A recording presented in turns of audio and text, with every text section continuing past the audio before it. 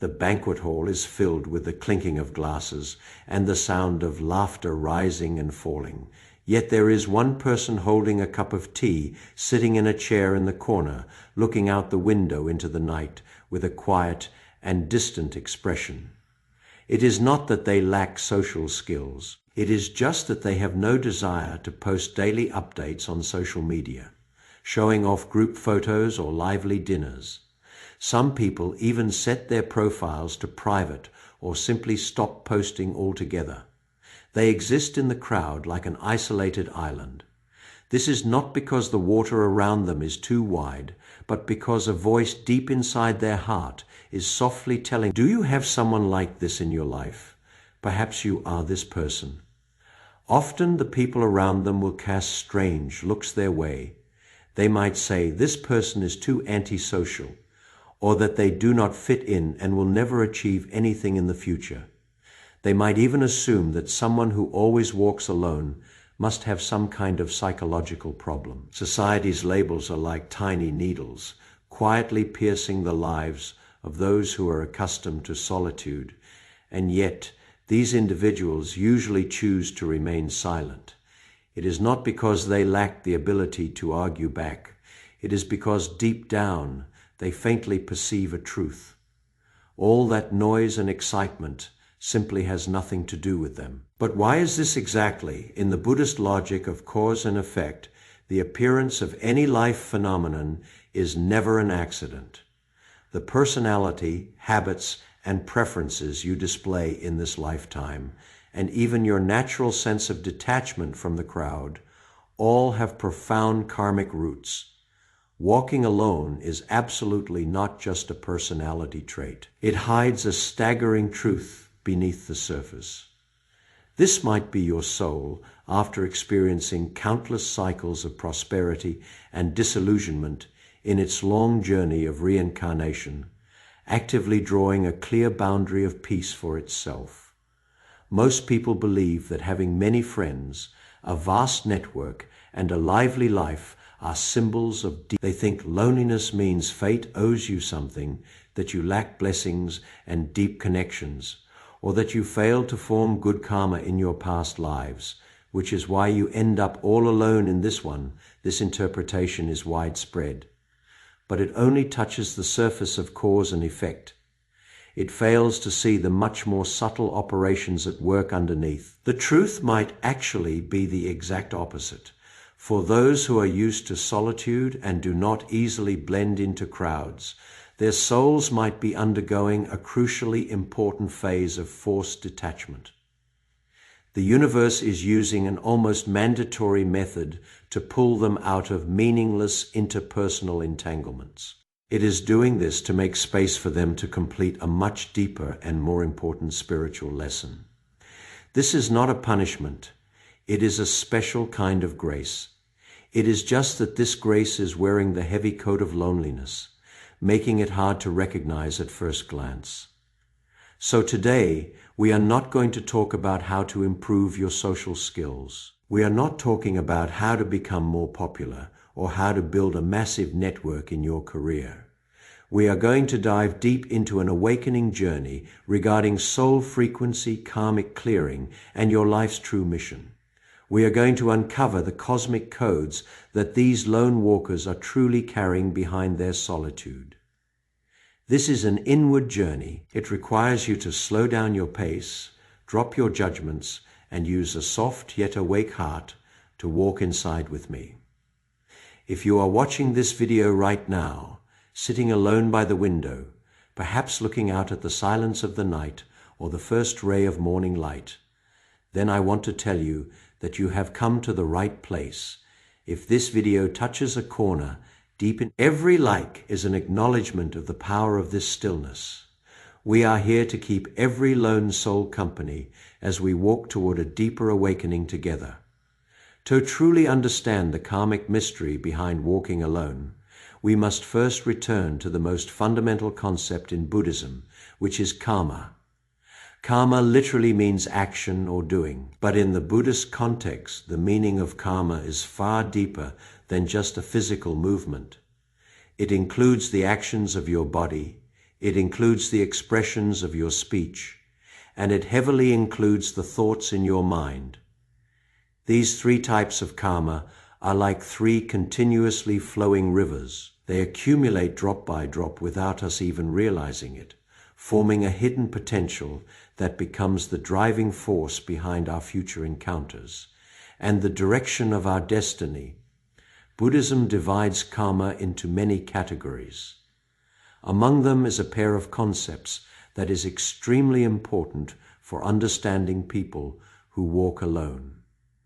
These collective karma refers to the karma created and endured collectively by many people. To give a simple example, people in a certain region collectively experiencing a flood, an earthquake, or a war is a manifestation of collective karma. In our modern era, we can witness an extremely typical phenomenon of collective karma. The rapid development of artificial intelligence technology is sweeping across global industries at an unprecedented speed. Hundreds of millions of jobs are disappearing or transforming. The impact brought by this technological wave is a collective karma that everyone living in this era cannot completely escape. You and I, regardless of wealth or status, are all rising and falling on the waves of this same karmic ocean. Individual karma, on the other hand, is the karma created and endured by a person alone. Individual karma manifests in the unique destiny trajectory of every single person. Why is it that some people naturally have a vast social appeal and can make friends wherever they go, while others, no matter how hard they try, feel like there is an invisible pane of glass between them and the people around them?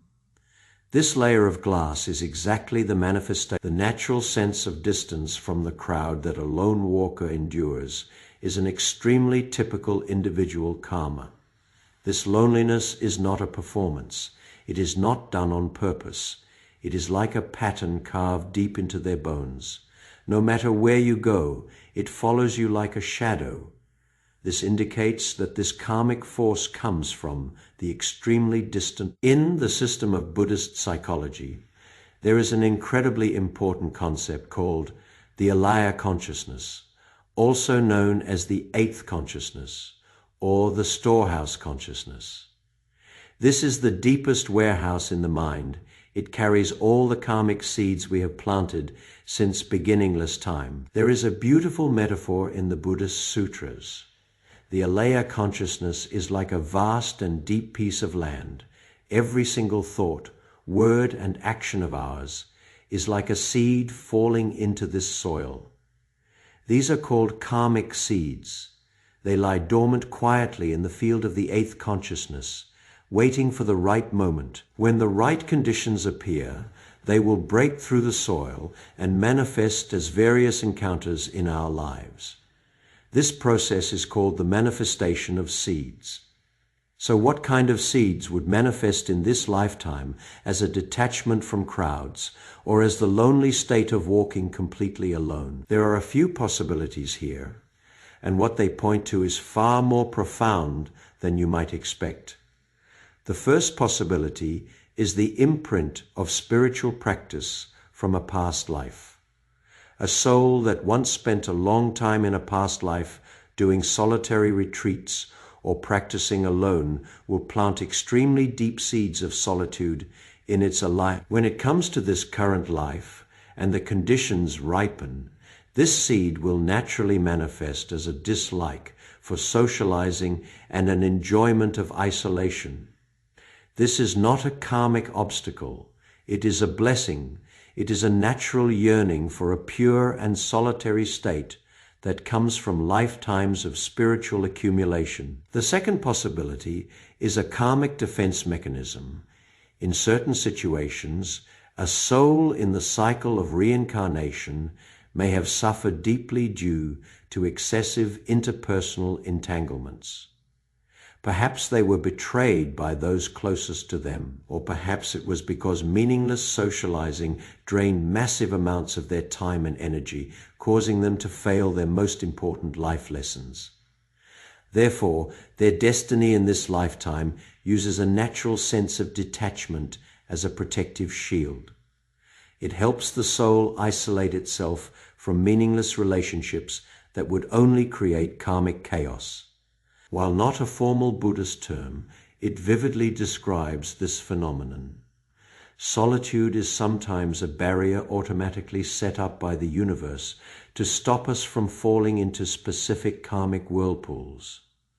Have you ever had this experience where you really wanted to fit into a certain circle but just could not blend in? Or there were certain people you really wanted to get close to, but you always felt an invisible wall. Looking back later, you notice that those circles you failed to join ended up involved in all sorts of drama, and the people you couldn't get close to ended up surrounded by conflict and hurt.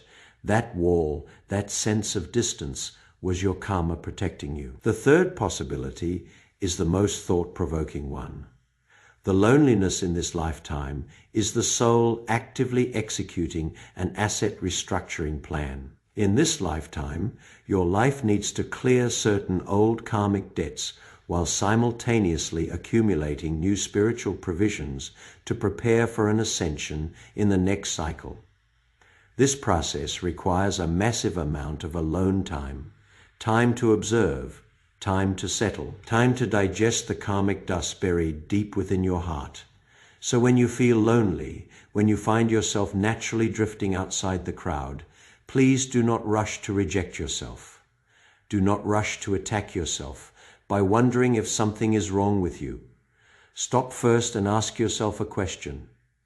What is this loneliness trying to tell me? Perhaps it is telling you that you have a much more important lesson that needs to be completed in absolute quiet. Buddhism speaks of the cause and effect across 3 lifetimes: the past life, the present life, and the future life. Everything we display in this life did not just appear out of nowhere.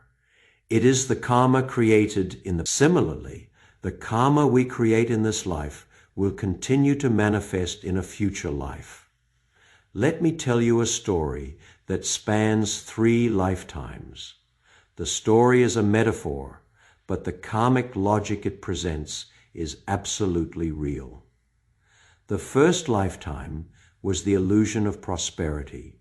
A long time ago, he was born into a wealthy and noble family, living in luxury and noise since childhood.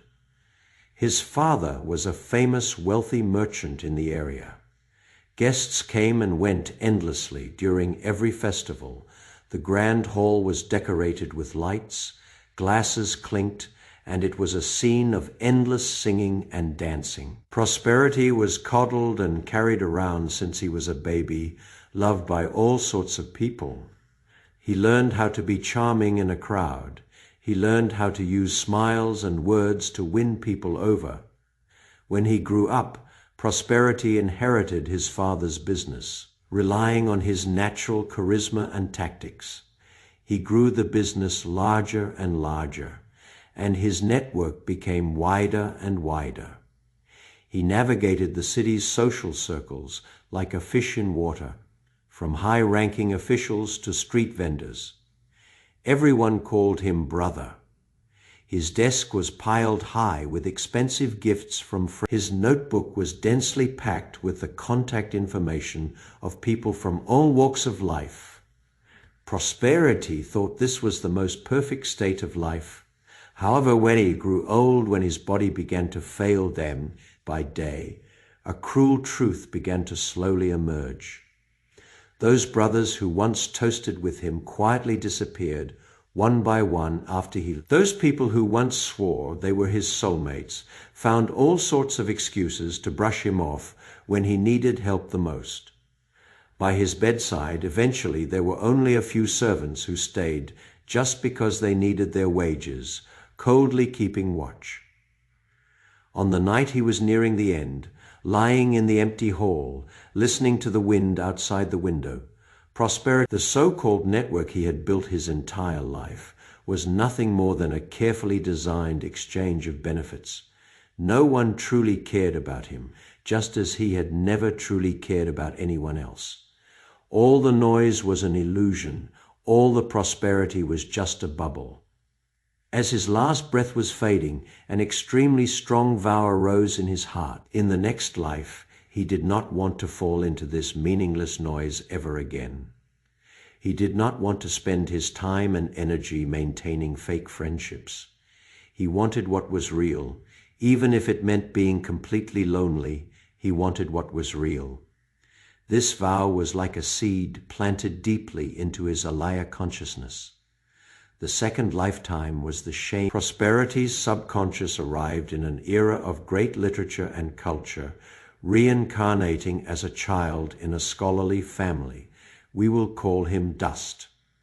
Dust was a peculiar child from a young age. He did not seem to have obvious social anxiety, nor did he lack manners. But he simply could not blend into groups of kids his own age. Children would play and fight in the courtyard, and he would stand on the side watching them, feeling an inexplicable sense of distance. It was not that he did not want to join, but a voice deep inside told him that those games were their games, not his. This loneliness infiltrated his entire growing process. Teachers commenting in class would always intentionally or unintentionally skip over him. Even pedestrians on a crowded street would subconsciously make way for him, as if he was born with auras that said, "Do not disturb." At first, Dust felt wronged and confused by this. He did not understand why crowds automatically pushed him away. But as time went by, he gradually realized that this passive isolation gave him a gift that others did not have. He had massive amounts of time alone. He started reading extensively, without the drag of socializing, without the exhaustion of entertaining guests.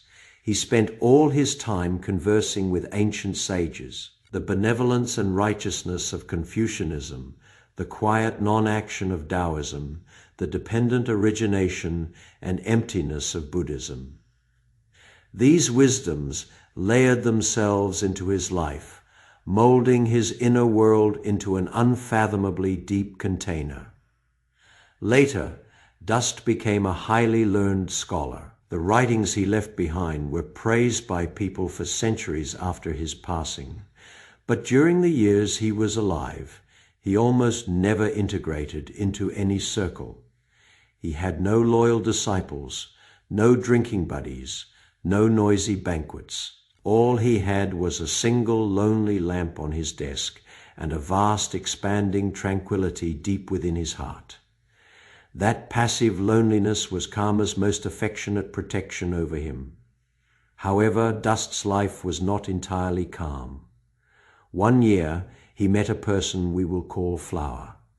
Flower was extremely good at socializing. He was enthusiastic, articulate, and always appeared in front of Dust with a smile that felt like a spring breeze.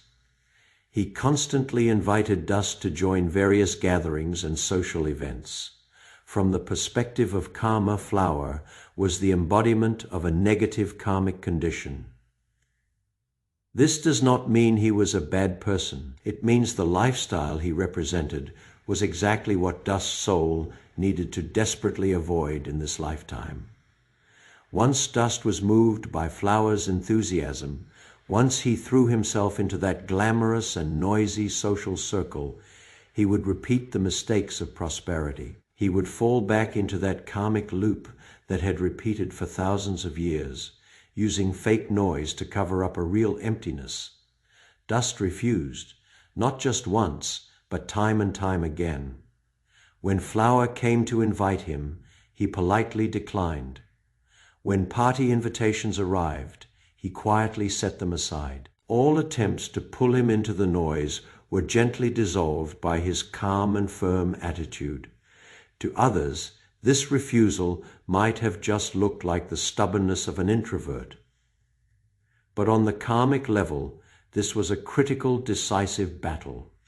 Every time Dust said no, he was cutting off an old karmic tie. He was terminating a script that had looped for thousands of years. The third lifetime is the awakening in the present moment. Now we arrive at the third lifetime. The person in this lifetime is you, the one watching this video right now. Why are you afraid of overly enthusiastic socializing? Why is it that whenever someone tries to enthusiastically pull you into a circle, your heart swells with an instinctive resistance? Why do you feel a strange sense of massive relief on your way home, alone after a party ends? Because your soul arrived in this life carrying the awakening of prosperity and the accumulation of dust. Your alaya consciousness stores that ancient memory, the disillusionment of luxury, the grace of loneliness, and a wish that crossed lifetimes to live more authentically, more awake, and closer to what your heart truly desires this time around. You are not bad at socializing. It is just that on a soul level, you have already transcended the need for a sense of belonging to a group. Your soul is in a highly specific phase right now. It is a sterile quarantine period. Just like a precious seed needs to complete its final preparations in the cleanest, quietest soil before sprouting. Your soul also needs this solitary time to complete its deepest transformation. The era we are living in is experiencing one of the most dramatic changes in human history. The rise of artificial intelligence is not just a technological revolution. From the perspective of Buddhist karma, it is an unprecedented clearing of collective karma. For decades, the habits humanity accumulated in the economic and production fields, like mechanical repetitive labor, working processes that rely on routines rather than wisdom, and institutional arrangements that treat humans as production tools rather than conscious subjects. All of this is being cleared and reset by an invisible force at extreme speeds. According to predictions from the International Labour Organization and many authoritative groups, artificial intelligence will replace over 100 million jobs globally within the next 10 years. The impact ranges from basic administrative work and data processing to legal assistance, junior accountants, and content creation. Almost nothing is spared. This is not fear-mongering. It is a reality happening right now from a karmic logic perspective. This technological wave is conducting a cleansing of low-frequency karma. What is low-frequency karma?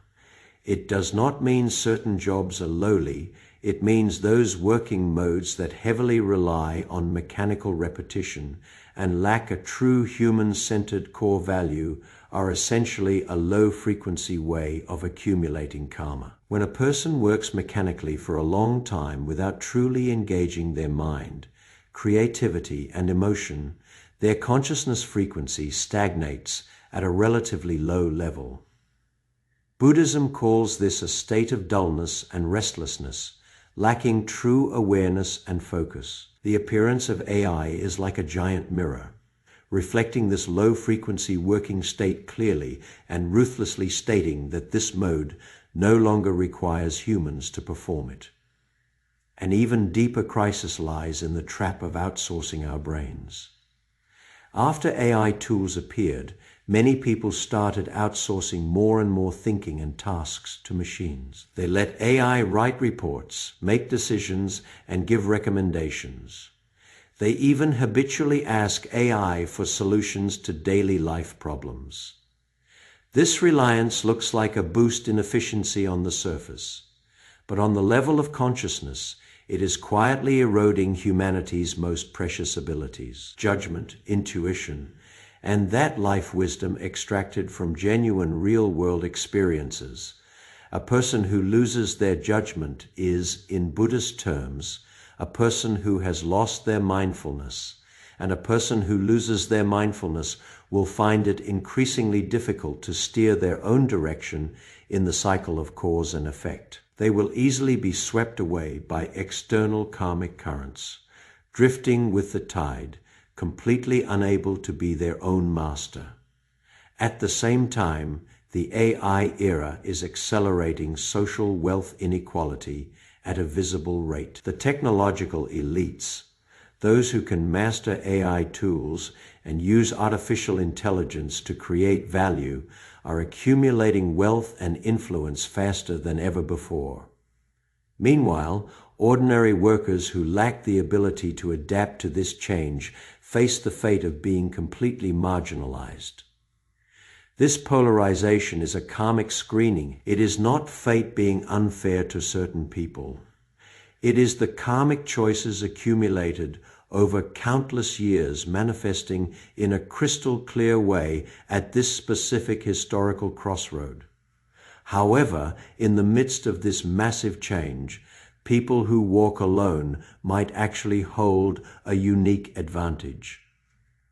Why is this? Because solitude is the absolute best soil for cultivating the very abilities that AI finds hardest to copy.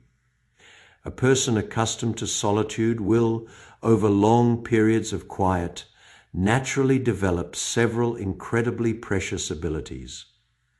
The capacity for deep thinking, an awareness of subtle inner feelings, a genuine understanding of human emotion and the human condition, and that unique creativity belonging to life itself, extracted from loneliness. These abilities are exactly what algorithms cannot produce. Artistic creation requires real-life experience. Psychological healing requires empathy, straight philosophical thinking requires profound insight into the human situation. None of this can be generated by an algorithm. It can only pour out from a living soul that has experienced loneliness and awakening. Therefore, for those who walk alone, the AI era is not a threat. It is a magnificent opportunity, the time you use for solitude. Those quiet years that others think you are wasting are actually the most scarce life capital in this era. As long as you use your alone time on the right things, dedicating yourself to human-centric abilities and cultivating true awareness and judgment, you are actively resonating with the highest frequency karma of the future. An ancient text says that disaster and fortune have no doors, you invite them in yourself. The rewards of good and evil follow you like a shadow. This sentence is the most plain expression of the law of cause and effect.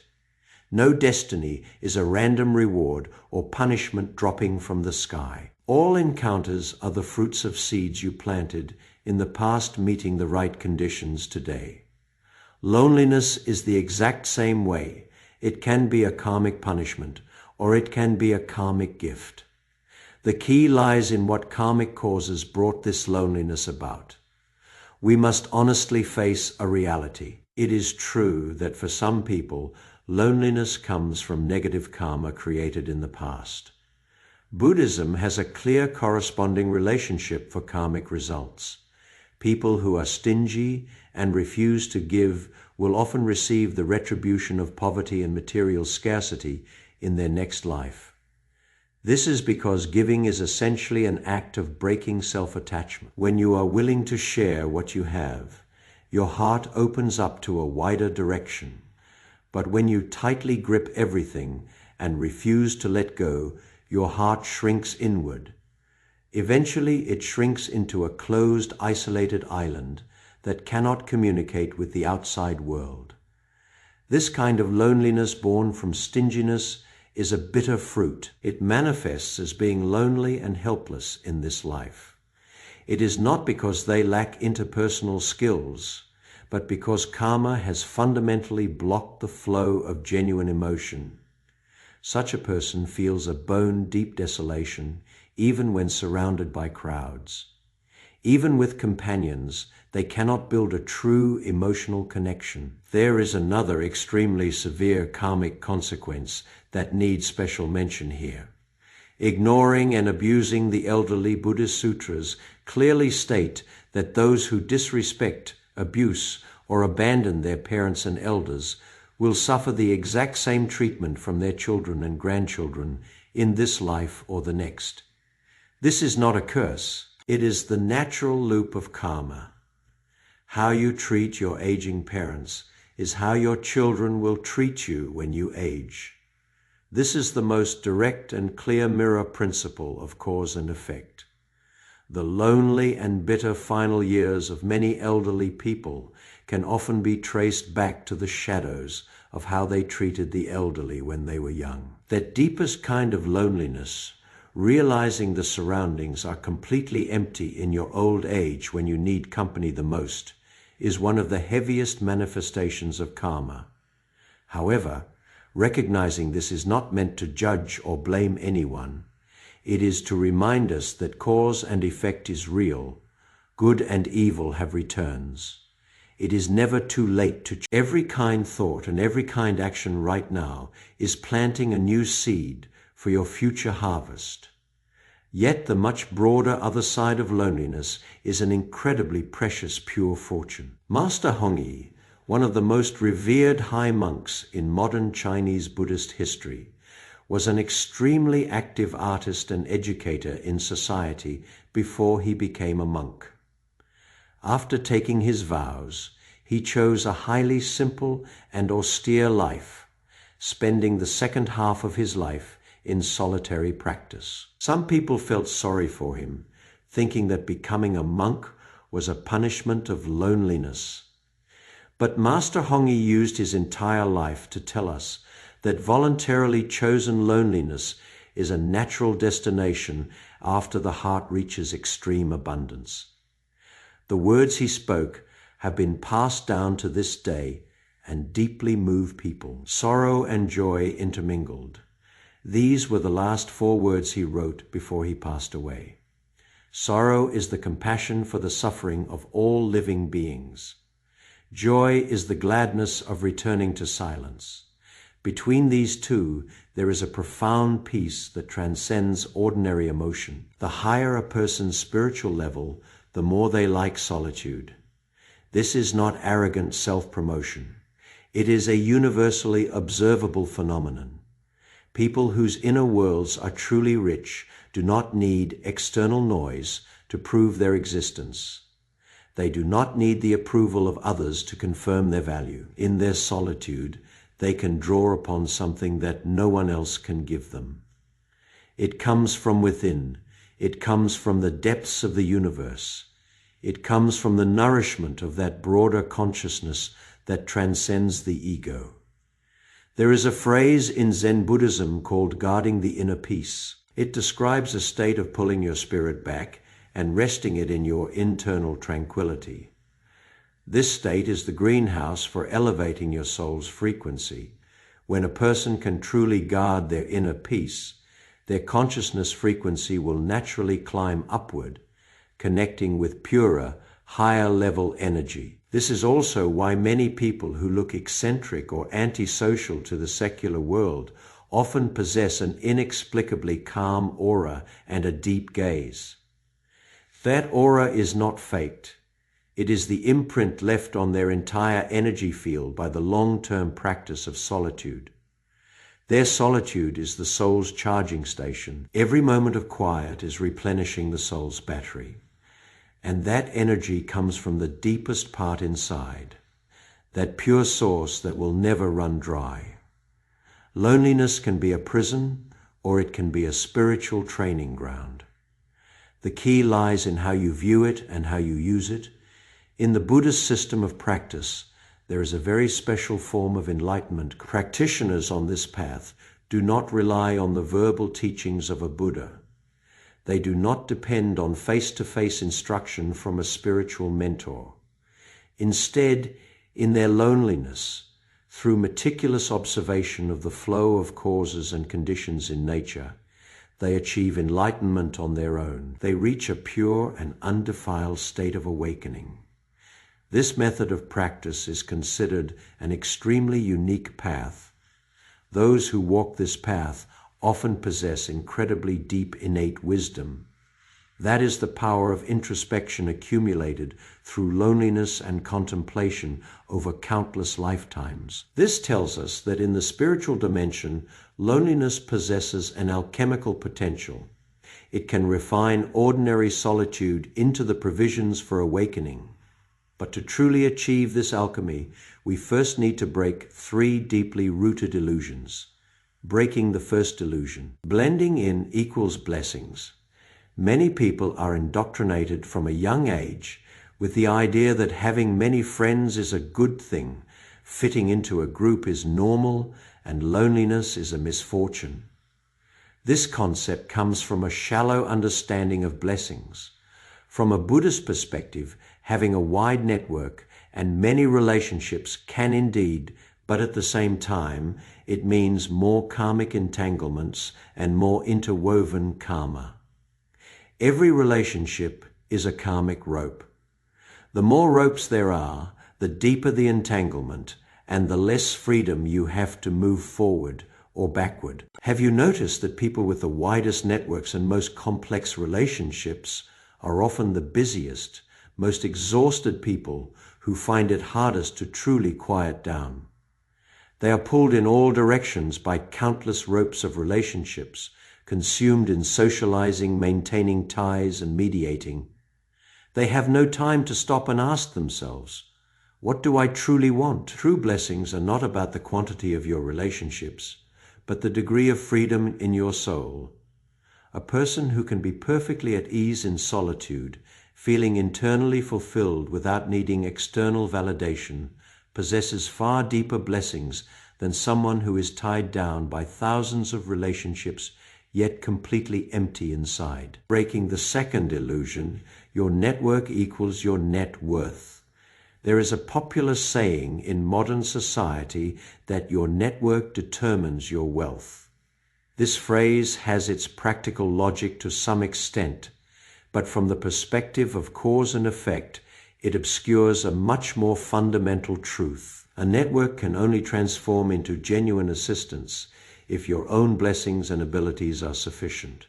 Otherwise, the so-called benefactors you try to latch onto will eventually turn into your creditors. Buddhism speaks of collective karma coming together, which means that the people who can truly enter your life and bring you substantial help must have matching karmic conditions with you.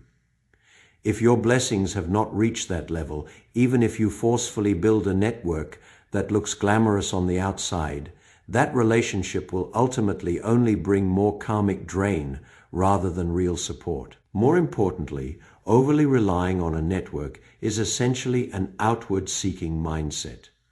You are betting your destiny and value on the attitudes and choices of others. In Buddhist practice, this mindset is considered a fundamental state of being lost. A true awakened one turns to seek inward. Through their own practice and awareness, they accumulate. When your inside is full enough, external conditions will naturally flow toward a higher direction. You do not need to deliberately cling to anyone, breaking the third illusion. Expectations of others. The third illusion is excessive reliance and expectation of companionship and support from others. In Buddhism, in the final moment of life, no one can take your place. No matter how many deep relationships you built in this life, no matter how many people love you and stay by your side, in that final moment, in the instant your soul crosses the door of death, you are absolutely alone. No one can experience that crossing for you. No one can carry the full weight of the feelings of that. It tells us that the only thing that can truly keep us company in the most critical moments is the deep concentration we have cultivated ourselves. That concentration can only be cultivated in solitude. It can only be accumulated bit by bit in countless quiet moments spent alone with yourself. So rather than pouring your time and energy into expecting and relying on others, it is better to start right now and earnestly spend time with yourself. Speaking of this, there are some specific suggestions that can help us truly transform our lonely times into provisions for spiritual growth. First, establish a ritual for solitude. Set aside a fixed period of time every day as your completely personal alone time. It could be a cup of tea in the morning. From boiling the water to brewing the tea, slow the whole process down. Mindfully feel the change in the water temperature, the rising aroma of the tea, and the warmth of the cup in your hand. This is not wasting time. This is using your most delicate attention to become aware of your true existence in this exact moment. Second, learn sitting meditation and observation. You do not need a profound foundation in spiritual practice. Just sit down every day, close your eyes, and gently place your attention on your breathing. Do not control it. Do not judge. Just observe the air entering, the air leaving, and the brief pause in between the two. This is the simplest and most direct mindfulness practice. It is the foundational technique to help us anchor in the present and cultivate awareness. Third, walk alone in nature. Go for a walk by yourself. Head to a place with lots of trees. Slow your step. Place your attention on the feeling of your feet touching the ground, the touch of the wind blowing across your skin, and the changing colors of the leaves in front of you. In this slow and deep feeling, you will gradually discover that solitude is not empty at all. It is filled with subtle life information, as long as you are willing to slow down to feel it. These methods, pulling your consciousness back from external distractions and resting it in internal awareness. This is the essence of the solitary realizer's practice. It is also the spiritual alchemy that every lone walker can practice in their daily life. On the path of spiritual practice, there is a phase that almost everyone walking this road will go through. It is a phase where your social circle gets smaller and smaller. Your social activities become fewer and fewer, and your distance from the crowd grows wider and wider. In this phase, there will be a strange feeling. It feels like being forgotten by the entire world. It feels like standing on an increasingly empty stage, the noise around you fading far into the distance, leaving only the sound of your own breathing. Many people feel panicked and anxious during this phase, thinking something is wrong with them or thinking this is fate punishing them. But from the perspective of Buddhist cause and effect, this phase is actually the soul executing a crucially important program. Karmic clearing. Over the long journey of reincarnation, we have forged all kinds of karmic relationships with countless souls. Some are favors, some are resentments, some are karmic debts, and some are karmic ties. Once these relationships are established, they form a karmic pull, repeatedly drawing us together, life after life, to complete various forms of karmic interaction. When a soul begins to awaken, when it consciously starts walking toward liberation, the universe will begin to execute a clearing of accounts for it. Those old karmic debts need to be settled in some way. Those useless karmic relationships need to peel off naturally. And this process often manifests as friends, leaving one by one your social circle gradually shrinking and finding it harder and harder to fit into groups you used to be familiar with. This is not a blow from fate. It is the untying of the soul. Every friend who leaves is the natural conclusion of a karmic relationship. Every experience of being pushed out by a social circle is the soul actively reducing its karmic burden. There is one situation worth mentioning specifically here. Some people, no matter how hard they try, can never truly fit into any circle. They learn social skills, practice their conversation, and actively maintain relations. They join a group, and maybe they fit in briefly at first. But soon that sense of distance quietly seeps back in, pushing them to the edges. If you are this kind of person, I want to tell you a truth that might bring you comfort. Your mission in this lifetime might not be about socializing at all. Your mission is completion. Completion is it means completely paying off old karmic debts and cutting off unnecessary karmic entanglements. Allowing the soul to break free from complex chains of cause and effect and enter a freer, purer state. This mission does not require extensive socializing to be completed. On the contrary, it requires as few new karmic entanglements as possible, because every new deep relationship you build is a new karmic node, which could summon you back into the whirlpool of reincarnation in a future life. So, if your karmic gene in this life is to execute the mission of completion, then the universe's arrangement is to create a relatively isolated environment for you. This allows you to focus on completing this difficult and important project with fewer new karmic distractions. In this sense, being unable to fit into circles is a special karmic immunity. You have been exempted from those meaningless, draining interpersonal entanglements so that you can concentrate your limited life energy on the most important things. When a person completely accepts their solitary state, when they stop trying to prove their value through external validation, a magical thing happens. They will find that the loneliness that once brought them pain slowly dissipates, not because they are no longer alone. They might still live alone, still drifting outside most circles, but their attitude toward loneliness has fundamentally shifted before. Loneliness was a feeling of scarcity, feeling like they were missing something, feeling unneeded and uncherished. But now solitude becomes a state of abundance. In that seemingly empty quietness, they begin to feel a fullness rising from deep within, a sense of satisfaction that does not rely on any external conditions. Buddhism has a word for this transformation: unhindered freedom.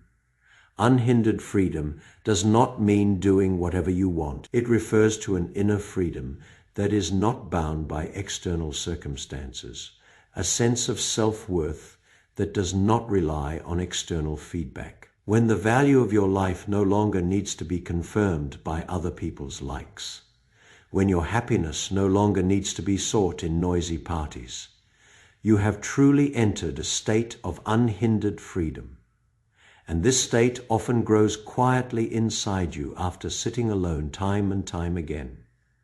Walking alone is a secret shortcut to great freedom. It is not a wide, brightly lit avenue. It is a deep, quiet little path. People who walk this path are often lonely, often misunderstood, and for a very long time feel completely out of place in the world. But eventually, walking deep into the path, they will encounter a scenery no one else has ever seen. That is the place where the soul blossoms after loneliness melts away. We have walked a rather long journey today. From the lonely, solitary walkers in modern society, we stepped into the profound Buddhist system of karma, cause and effect, and reincarnation. We saw the two sides of loneliness. It can be the retribution of bad karma, or it can be the pure fortune of spiritual practice from a past life. It can be a soul suffering, or a soul liberating itself. We saw the karmic shifts of the AI era, and saw how alone time is becoming the most precious spiritual capital in this turbulent time. We saw how a solitary walker breaks through illusions, establishes internal rituals, and refines loneliness into provisions for awakening. We saw the closed loop of cause and effect. Walking alone is not being forgotten. It is a special growth method carefully arranged by the universe. Now, I want to use these final words to speak softly to every soul currently walking alone. If you are sitting here alone today, with no one keeping you company, no one asking how you have been lately, no one showing up the second you need them, please do not think it is because you are not good enough. It is not because you are unworthy of love. It is not because you are destined to be miserable and the real reason is that the universe is using a method invisible to our physical eyes to make a profound arrangement for you. That loneliness is a special retreat room. The universe locked you inside not to punish you, but to give you enough time and space to complete some extremely important internal projects. Those projects include clearing old karmic debts, sailing the wisdom of life, elevating the frequency of your soul, and laying a solid enough foundation for higher level destinies in the future. Lone walker, you are not an abandoned person. You are the kind of person chosen by the universe, chosen to complete a journey that requires absolute quiet. You might not have a buzzing social media feed, frequent parties, or 100 blessing messages on your birthday. But what you do have is an internal depth, an awareness forged through long-term solitude, and a vitality that can bloom peacefully, even without applause. These are the most precious treasures in the world, things that no external noise can ever provide. When Master Hongi wrote Sorrow and Joy Intermingled on his deathbed, he was telling us that the deepest perfection of life does not lie in how much you own, but in how clear and pure your heart is. Only with clarity can you feel the depth of sorrow. Only with purity can you feel the genuineness of joy. This clarity comes from loneliness, from solitude, from the introspective power accumulated over countless nights sitting quietly alone. When you drink your first sip of tea in the morning silence, feeling the aroma circulate within your body. When you walk alone in the park at dusk, feeling the warmth of the sunset on your face. When, in the dead of night, you suddenly feel an inexplicable peace welling up inside you. In that moment, that peace is your soul telling you that you haven't taken the wrong path. You are walking a road that leads to inner freedom. You are using your unique way to approach the most essential serenity and perfection of life. Lone walker, may you never give up on yourself on this road. May you, in those loneliest nights, feel a gentle companionship coming from the depths of the universe. That is the intention transmitted to you through the unseen world by countless souls who have awakened in their own loneliness. May you see the light of your own soul in the silence. That light has never gone out. It is just waiting for you to be quiet enough to see it. May you bloom in wakefulness. If this video touched your heart today, please type peace and alignment in the comments below. So I know a lone walker is here, walking peacefully on their own path. Every single bit of your support helps continue and pass on the energy of this stillness. Thank you.